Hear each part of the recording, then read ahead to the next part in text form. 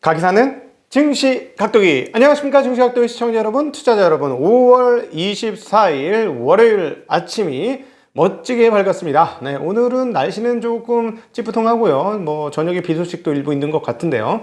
그럼에도 불구하고 활기찬 한 주가 되시기를 바랍니다. 네, 이번 한 주 어땠을까요? 그래도 작년도 5월 달에 세리 메이 하면서 분위기 안 좋다 했고, 그래서 올해도 5월 달에 좋지 않을까 했는데, 미국 시장은 별로 그렇게 썩 좋지는 않았음에도 불구하고, 그런대로 좋지는 않지만 그냥 잘 넘어가고 있는 그런 흐름 되어지고 있습니다. 주말 잘 보내셨나요? 저는 운동도 좀 하고, 생각도 좀 하고, 이런 시간을 가졌습니다. 네. 저희 주말 컨텐츠가 사실은 저희들의 역량을 상당히 많이 쏟아붓는 것이거든요. 주중 이런 컨텐츠도 좋지만 주말 컨텐츠는 애를 많이 썼는데, 좀 아쉬워요. 그런 측면에서. 저희가 애를 많이 썼는데 알아봐 주지 않아.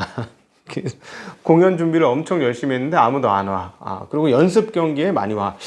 그게 좀 아쉬운 부분들이 좀 있어요. 그래서 주말 콘텐츠 많이 사랑해 주시기를 부탁드리고, 저희 덕분에 그래도 그 오디오 쪽에서는 계속해서 좋은 결과가 나오고 있습니다. 네이버 오디오 클립에서 드디어 5등 안에 드는 놀라운 일이, 첫 번째 비즈니스판에서 첫 번째 화면에 나타나는 놀라운 일이 벌어졌고, 팟빵은 이제 신규 진입이라서 상당히 아직 버벅버벅합니다만 사랑해 주신 덕분에 많이 올라왔습니다. 구독하고 좋아요를 오디오 쪽에서는 꼭 좀 해주시기를 부탁드리겠습니다. 자, 이제 한국 장전 5월 24일 한국 장전 이야기 시작하도록 하겠습니다. 한국 장전 내용들은 미국 시장은 지난 주말에 이미 다 정리를 했기 때문에 미국 시장 이야기보다는, 자, 이제 우리가 어떻게 해야 할 것인가에 대해서 한번 환기를 하고 생각해 보는 시간을 갖도록 할 거예요. 그래서 어떤 투자를 하는 것이 바람직한지에 대한 이야기를 드릴 건데, 그렇기 때문에 월요일 것만 따로 뽑으셔서 들어보시는 것도 나름 나쁘지 않은 방법이다 라고 생각됩니다. 한국 장전으로 올라가니까요, 그렇게 한번 확인해 보시면 좋을 것 같고요. 자, 이제 오늘은 이 투자의 원칙에 대해서 한번 생각해 볼 그런 시점이다라고 판단을 합니다. 거기에 대해서 한번 생각해 보자는 얘기를 나눌 것인데요.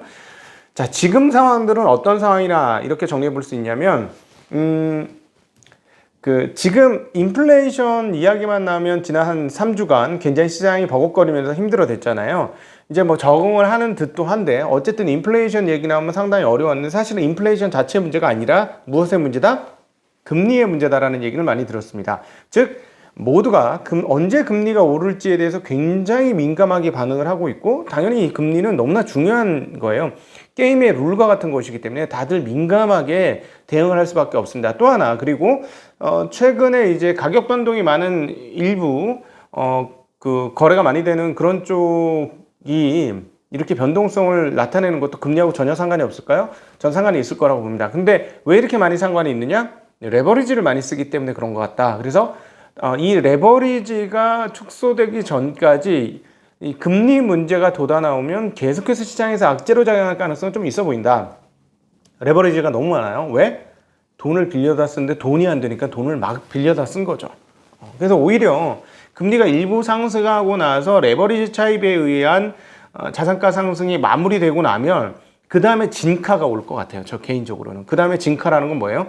경기와 관련되어서 경기의 회복과 그리고 경기 회복의 중심에 있는 기업들은 제대로 평가를 받을 것이고, 그렇지 않은 기업들, 즉 유동성에 의해서만 움직였던 기업들은 조금 버벅거리는 그런 상황들이 지속이 될 거고, 거기에 일종의 전령장으로 5월장이 우리에게 보여주어졌다. 이렇게 볼 수 있는데, 자, 금리에 대해서 우리의 가장 오래된 스승 중에 한 명인 워렌 버핏은 뭐라 그럴까요? 이 얘기를 한번 들어보죠. 오늘은 워렌 버핏 얘기들을 한번 조금 나눠보려고 합니다. 중력이 사과를 끌어당기듯 금리는 자산 가격을 끌어당깁니다. 금리는 우주 만물에 영향을 미치죠. 라고 주주통일에서 그렇게 얘기를 했습니다. 자, 이 정도면 정말 세게 얘기한 겁니다. 중력이 사과를 끌어당기듯 금리가 자산 가격을 끌어당긴다. 자, 그럼 금리가 낮아지면 자산 가격이 위로 올라가고, 금리가 위로 올라가면 자산 가격을 당겨서 밑으로 당겨오죠. 굉장히 중요한 내용이에요.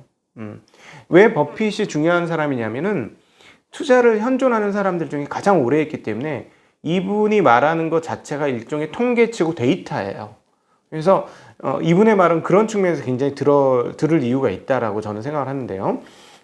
그러니까 지금처럼 지금 콜 금리, 즉 정책 금리는 전혀 움직이지 않았고 정책 금리를 움직일까 말까 조마조마하고 있습니다만 실제로 금리는 어떻게 됐나요?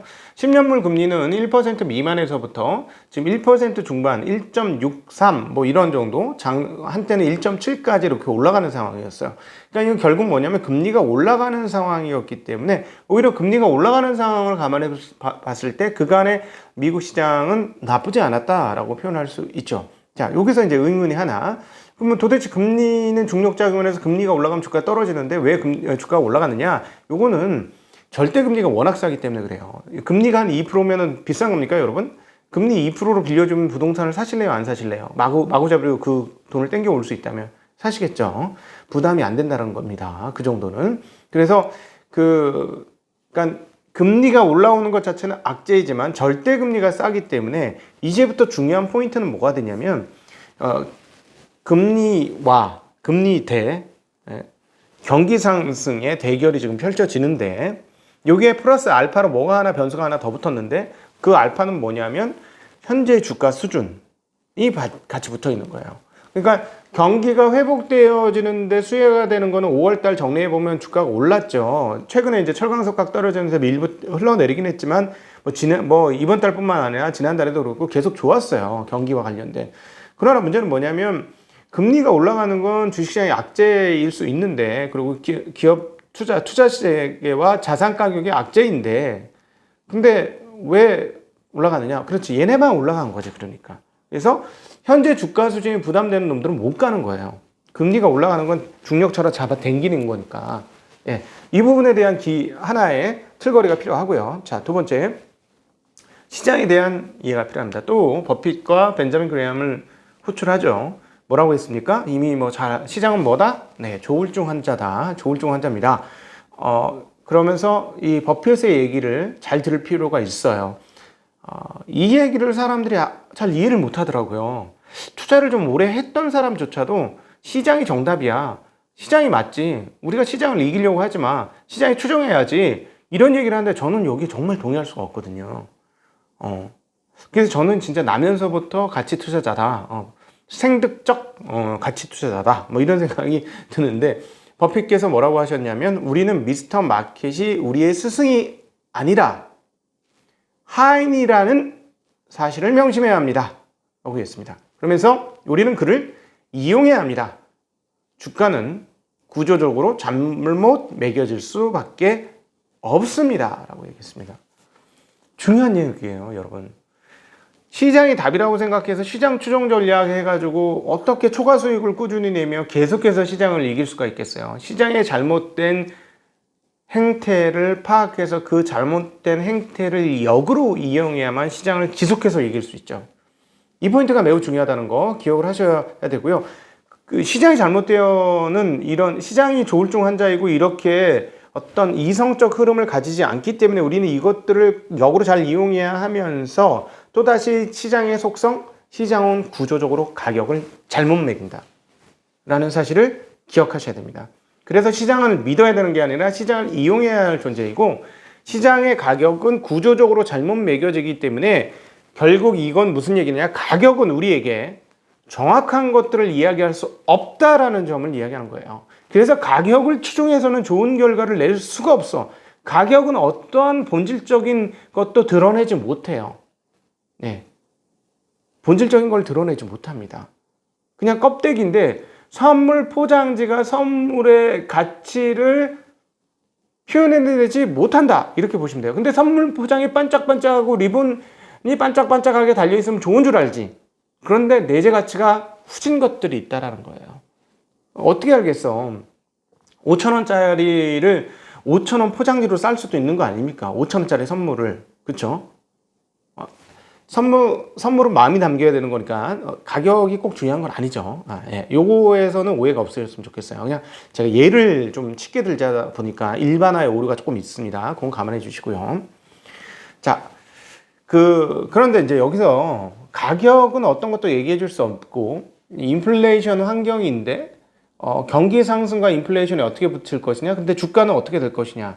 여기에서 또 하나 변수가, 강력한 변수가 하나 붙습니다. 앞으로 이 변수가 굉장히 중요하다는 거. 그리고 이 변수는 금리보다도 어떤 측면에서 보면 더 큰 룰이에요. 경기장 같은 거죠. 룰 전에 경기장 같은 건데 바로 통화가치입니다. 통화가치가 1930년 미국 달러 기준으로 보면 한국은 더 떨어졌기 때문에 얘기할 것도 없고요. 1930년에 비해서 1달러의 가치는 이제 5%도 되지 않습니다. 예. 그러니까 지금 1달러를 가지고 30년으로 가까우면은 아무것도 살 게 없어. 5센트. 5센트도 안 될 것 같아. 예. 그런 상황입니다. 그렇기 때문에 자, 결국 인플레이션이라는 건 뒤집어 보면 통화가치의 하락이라는 걸 얘기하는 것이고요. 그러니까 이런 통화가치 하락과 인플레이션이 겹쳐서 이루어지고 있는 이런 상황에서 결국은 투자자들은 부동산 투자라든가 기업 투자를 통해서 이 위험을 회피해야 하죠. 예. 그런데 앞서 말씀드렸듯이 문제는 뭐냐면 부동산 가격, 주식 가격 모두 고점이야.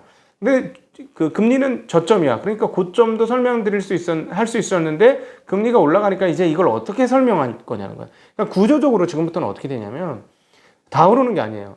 금리가 제로금리였고 볼 거 없다 할 때는 그냥 시장이 다 오르지만 이제는 다 오르는 게 아니라 이것에 적응할 수 있는 기업들이 오를 것이다라는 점. 그래서 경기의 상승폭과 이 인플레이션 환경에서 자기를 적응시키면서 여기를 뚫어낼 수 있는 기업들이 초과 수익을 기대할 수 있을 것이다. 낼 수 있을 것이다. 이렇게 볼 수 있겠습니다. 그런데 시장이 막 올라갈 때는 시장의 입들은 말이죠. 시장의 스피커들은 그냥 항상 더 오를 거라고 얘기해요. 항상 더 오를 거라고. 그러나 여러분 또 기억하셔야 될 게 시장에 영원히 자라는 나무는 없고 영원히 상승하는 주식도 없고 부동산도 영원히 상승할 것 같지만 중간중간에 큰 사이클을 낸다라는 사실도 기억하셔야 되겠습니다. 인간은 유한하고 인간이 만든 시스템은 계속해서 변해간다는 것도 근본적으로 알으셔야 될 대목이다. 자, 그러면 어떻게 투자할 것이냐 여기까지 하고 오늘 마무리하겠는데요.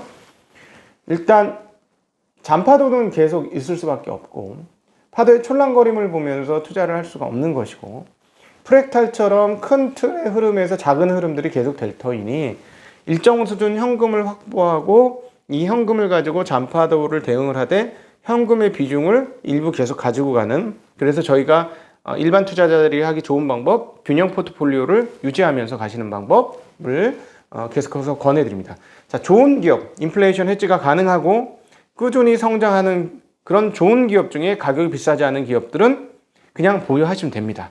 그냥 물을 것도 없고 따를 것도 없고 그런 기업들은 그냥 하시면 돼요. 그러니까 내가 잠잘 때 하나도 걱정 안 되고 발 뻗고 잘 수 있는 그런 기업들, 이런 기업들은 주가가 단기적으로 떨어진다고 다 결국 좋아질 수 있는 그런 기업이야 라고 생각하는 기업들은 그냥 가시면 되는 거예요. 여기에서 이런 기업들을 가지고 현금화를 했다 안 했다 이거 아니고요. 그냥 이런 기업들은 그대로 가시고요. 만약에 시장의 오해가 커져서, 즉 여기서 오해가 커진다는 건 인플레이션에 대한 우려가 커져 단기적으로 주가 쭉 많이 빠지면 가지고 있는 현금을 좀 써주시고 여기 시장 무조건 좋아 이러면 현금 확보를 조금 더 하시고 이렇게 하시면 좋을 것 같습니다. 어쨌든 지금 시장에서는 2008년과 2020년에 일어났던 패닉셀 정도의 장은 오지 않을 걸로 보여집니다. 그렇기 때문에 지금 상황에서 패닉셀을 예상해서 현금을 몽땅 현금으로 갖고 있다, 이것도 방법이 아니고 어쨌든 찰랑찰랑은 거리니까 내 마음이 불안할 정도로 현금 보유 포지션을 만땅으로 갖고 가는 것도, 만땅은 좀 우리나라 말 아닌가? 어쨌든 그렇게 갖고 가는 것도 답은 아닌 듯 하고요. 또 하나, 한쪽 시장, 지금 코인 시장이 막 난리가 났잖아요. 이쪽은 패닉셀이 이루어졌죠. 이제 패닉셀의 기운이 시장으로 조금 이전될 수도 있다라는 점까지는 조금 감안하시면서 투자를 하시면 좋겠고요. 그럼에도 여러분 꼭 기억하셔야 될 게 뭐냐면 우리는 거시경제에 베팅하는 게 절대 아닙니다. 투자로 좋은 결과를 누적적으로 오래도록 투자 성공을 이룬 사람들 중에 거시경제 신경 쓴 사람 거의 별로 없더라고요. 제 주변에는 별로 없어요.